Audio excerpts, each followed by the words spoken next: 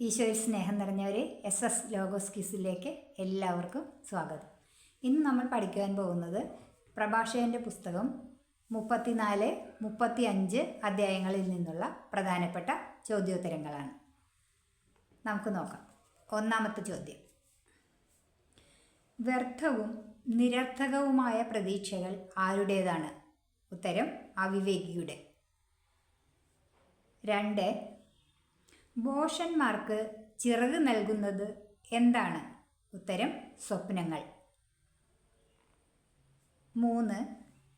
നിഴലിനെ പിടിക്കുന്നവനെ പോലെയും കാറ്റിനെ അനുധാവനം ചെയ്യുന്നവനെ പോലെയും ആണ് ആര്? ഉത്തരം സ്വപ്നങ്ങളെ ആശ്രയിക്കുന്നവൻ.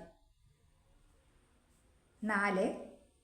യഥാർത്ഥ മുഖത്തിൻ്റെ പ്രതിച്ഛായ എന്താണ്? ഉത്തരം സ്വപ്നത്തിലെ ദർശനം. 5. അനേകരെ വഞ്ചിച്ചിട്ടുള്ളത് എന്താണ്? ഉത്തരം സ്വപ്നം. 6. സത്യസന്ധമായ ചുണ്ടുകളിൽ പൂർണ്ണത ലഭിക്കുന്നത് എന്തിനാണ്? ഉത്തരം വിജ്ഞാനത്തിന്. 7. വളരെ കാര്യങ്ങൾ അറിയുന്നത് ആരാണ്? ഉത്തരം വിദ്യാസമ്പന്നൻ. 8. അനുഭവസമ്പന്നൻ എങ്ങനെയാണ് സംസാരിക്കുന്നത്? ഉത്തരം വിവേകത്തോടെ. 9. അനുഭവജ്ഞാനമില്ലാത്തവനുള്ള കുറവ് എന്താണ്? ഉത്തരം അറിവ്. 10. കഴിവുറ്റവനായിട്ടുള്ളത് ആരാണ്? ഉത്തരം യാത്ര ചെയ്തിട്ടുള്ളവൻ. 11 പൂരിപ്പിക്കാനുള്ളതാണ്. യാത്രയിൽ ഞാൻ വളരെ കാര്യങ്ങൾ കണ്ടിട്ടുണ്ട്. ഡാഷിനേക്കാൾ കൂടുതൽ ഞാൻ ഗ്രഹിക്കുന്നു. ഉത്തരം പ്രകടിപ്പിക്കാൻ കഴിയുന്നതിനേക്കാൾ കൂടുതൽ ഞാൻ ഗ്രഹിക്കുന്നു. 12 ഞാൻ പലപ്പോഴും മാരകമായ അപകടങ്ങളിൽ പെട്ടിട്ടുണ്ട്. എന്നാൽ ഡാഷ് എന്നെ രക്ഷിച്ചു. ഉത്തരം അനുഭവജ്ഞാനം. 13 ആരുടെ പ്രത്യാശയാണ് അവൻ്റെ രക്ഷകനിലുള്ളത്? ഉത്തരം ദൈവഭക്തൻ്റെ. 14 അധീരനാവുകയോ ഭീരുത്വം പ്രകടിപ്പിക്കുകയോ ഇല്ലാത്തത് ആരാണ്? ഉത്തരം കർത്താവിനെ ഭയപ്പെടുന്നവൻ. 15 ആരുടെ ആത്മാവാണ് അനുഗ്രഹീതമായിട്ടുള്ളത്? ഉത്തരം ദൈവഭക്തൻ്റെ ആത്മാവ്. 16 ദൈവഭക്തൻ അറിയുന്നത് എന്താണ്? ഉത്തരം തൻ്റെ ആശ്രയം. 17 കർത്താവ് കടാക്ഷിക്കുന്നത് ആരെയാണ്? ഉത്തരം തന്നെ സ്നേഹിക്കുന്നവരെ. 18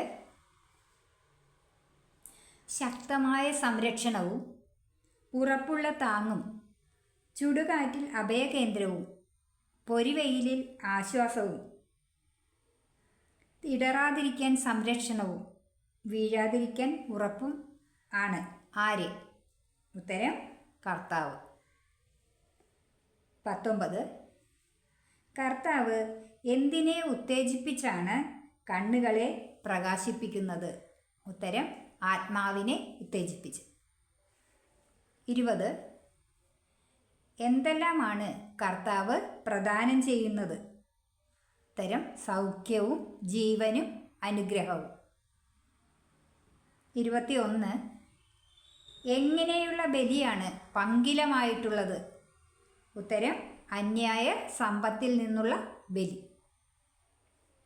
22 ആരുടെ കാഴ്ചകളാണ് കർത്താവിന് സ്വീകാര്യമല്ലാത്തത്? ഉത്തരം നിയമനിഷേധകൻ്റെ കാഴ്ചകൾ. 23 ആരുടെ ബലികളിലാണ് അത്യുന്നതൻ പ്രസാദിക്കാത്തത്? ഉത്തരം ദൈവഭക്തി ഇല്ലാത്തവൻ്റെ ബലിയിൽ. 24 അവൻ എത്ര ബലി അർപ്പിച്ചാലും അവിടുന്ന് പ്രസാദിക്കുകയോ പാപമോചനം നൽകുകയോ ഇല്ല. ആര്? ഉത്തരം ദൈവഭക്തി ഇല്ലാത്തവൻ. 25 പിതാവിൻ്റെ മുമ്പിൽ വച്ച് പുത്രനെ കൊല്ലുന്നവനെ പോലെയാണ് ആര്? ഉത്തരം ദരിദ്രൻ്റെ സമ്പത്ത് തട്ടിയെടുത്ത് ബലിയർപ്പിക്കുന്നവൻ. 26 ദരിദ്രൻ്റെ ആഹാരം അപഹരിക്കുന്നവൻ ആരാണ്? ഉത്തരം കൊലപാതകി.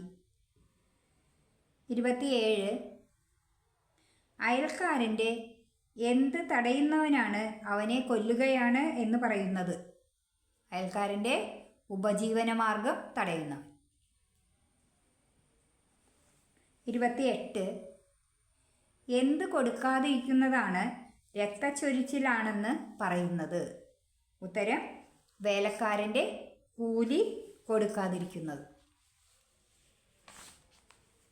29 എന്തിൽ തൊട്ടിട്ട് കൈ കഴുകിയവൻ വീണ്ടും അതിനെ സ്പർശിച്ചാൽ കഴുകൽ കൊണ്ട് എന്തു പ്രയോജനം എന്ന് പ്രഭാഷകൻ ചോദിക്കുന്നത് എന്താണ്?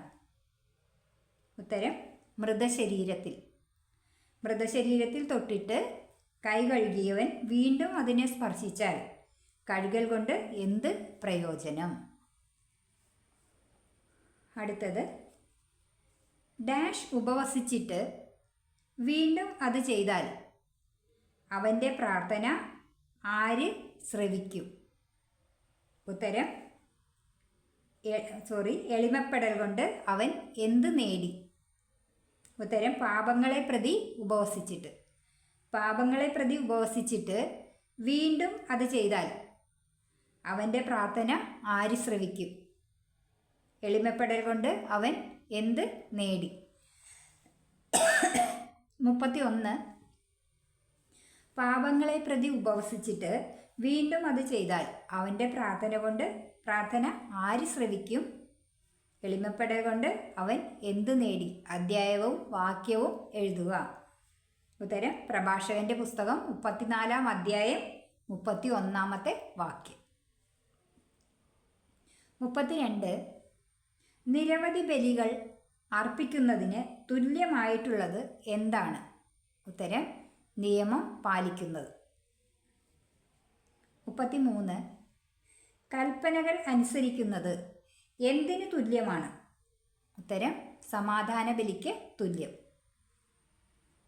34 ധാന്യബലിക്ക് തുല്യമായിട്ടുള്ളത് എന്താണ്? ഉത്തരം കരുണയ്ക്ക് പകരം കരുണ കാണിക്കുന്നത്. 35 കൃതജ്ഞതാബലി അർപ്പിക്കുന്നത് ആരാണ്? ഉത്തരം ഭിക്ഷ കൊടുക്കുന്നവൻ. 36 കർത്താവിന് പ്രീതികരമായിട്ടുള്ളത് എന്താണ്? ഉത്തരം ദുഷ്ടതയിൽ നിന്ന് ഒഴിയുന്നത്. 37 അനീതി വർജിക്കുക എന്നത് എന്ത് ബലിയാണ്? ഉത്തരം പാപ പരിഹാര ബലി. 38 കർത്താവിനെ എങ്ങനെ സമീപിക്കരുതെന്നാണ് പ്രഭാഷകൻ പറയുന്നത്? ഉത്തരം വെറും കൈയോടെ. 39 വെറും കൈയോടെ കർത്താവിനെ സമീപിക്കരുതെന്ന് പറയാനുള്ള കാരണം എന്താണ്? ഉത്തരം ബലികൾ അർപ്പിക്കുവാൻ നിയമം അനുശാസിക്കുന്നതുകൊണ്ട്. 40 ആരുടെ ബലിയാണ് ബലിപീഠത്തെ അഭിഷേകം ചെയ്യുന്നത്? ഉത്തരം നീതിമാന്റെ ബലി. 41 അതിൻ്റെ സുഗന്ധം അത്യുന്നതൻ്റെ സന്നിധിയിലേക്ക് ഉയരുന്നു. ഏതിൻ്റെ? ഉത്തരം നീതിമാന്റെ ബലിയുടെ സുഗന്ധം. 42 ആരുടെ ബലിയാണ് വിസ്മരിക്കപ്പെടുകയില്ലാത്തത്? ഉത്തരം നീതിമാന്റെ ബലി. 43 കർത്താവിനെ മനം തുറന്ന് മഹത്വപ്പെടുത്തുക. ഡാഷ് സമർപ്പിക്കുമ്പോൾ ലുബ്ധ കാട്ടരുത്. ഉത്തരം: കർത്താവിനെ മനം തുറന്ന് മഹത്വപ്പെടുത്തുക. ആദ്യ ഫലം സമർപ്പിക്കുമ്പോൾ ലുബ്ധ കാട്ടരുത്. 44. കാഴ്ച സമർപ്പിക്കുമ്പോൾ ഡാഷ് വാടരുത്. ഉത്തരം: മുഖം വാടരുത്. കാഴ്ച സമർപ്പിക്കുമ്പോൾ മുഖം വാടരുത്. 45. ഡാഷ് ദശാംശം കൊടുക്കുക. സന്തോഷത്തോടെ ദശാംശം കൊടുക്കുക. 46. കർത്താവ് പ്രതിഫലം നൽകുന്നത് എങ്ങനെയാണ്? ഉത്തരം: 7 ഇരട്ടിയായി. 7 ഇരട്ടിയായി കർത്താവ് പ്രതിഫലം നൽകുന്നു. 47. കർത്താവ് ഡാഷ് ന്യായാധിപനാണ്. ഉത്തരം: പക്ഷപാതമില്ലാത്ത ന്യായാധിപനാണ്. 48. കർത്താവ് ആരോട് പക്ഷപാതം കാണിക്കുന്നില്ല എന്നാണ് പ്രഭാഷകൻ പറയുന്നത്? ഉത്തരം: ദരിദ്രരോട്. 49. തിന്മയ്ക്ക് വിധേയനായവൻ്റെ പ്രാർത്ഥന കേൾക്കുന്നത് ആരാണ്? ഉത്തരം: കർത്താവ്. 50. ആരുടെ പ്രാർത്ഥനയും പരാതികളുമാണ് കർത്താവ് അവഗണിക്കാത്തത്? ഉത്തരം: അനാഥൻ്റെ പ്രാർത്ഥനയും വിധവയുടെ പരാതികളും കർത്താവ് അവഗണിക്കുകയില്ല. 51. ആർക്കെതിരായി വിലപിക്കുമ്പോഴാണ് വിധവയുടെ കവിളിലൂടെ കണ്ണീർ ഒഴുകുന്നത്? ഉത്തരം: തൻ്റെ കണ്ണീരിന് കാരണമായവനെതിരായി വിധവ വിലപിക്കുമ്പോൾ. 52. കർത്താവിന് സ്വീകാര്യനായിട്ടുള്ളത് ആരാണ്? ഉത്തരം: കർത്താവിന് പ്രീതികരമായി ശുശ്രൂഷ ചെയ്യുന്നവർ. 53. കർത്താവിന് പ്രീതികരമായി ശുശ്രൂഷ ചെയ്യുന്നവൻ്റെ പ്രാർത്ഥന എവിടെ വരെയാണ് എത്തുന്നത്? ഉത്തരം: മേഘങ്ങളോളം എത്തുന്നു. 54. മേഘങ്ങൾ തുളച്ചു കയറുന്നത് ആരുടെ പ്രാർത്ഥനയാണ്? ഉത്തരം: വിനീതൻ്റെ പ്രാർത്ഥന. വിനീതൻ്റെ പ്രാർത്ഥന മേഘങ്ങൾ തുളച്ചു കയറുന്നു. 55. തൻ്റെ പ്രാർത്ഥന കർത്തൃസന്നിധിയിൽ എത്തുന്നതുവരെ അസ്വസ്ഥനാവുകയില്ലാത്തത് ആരാണ്?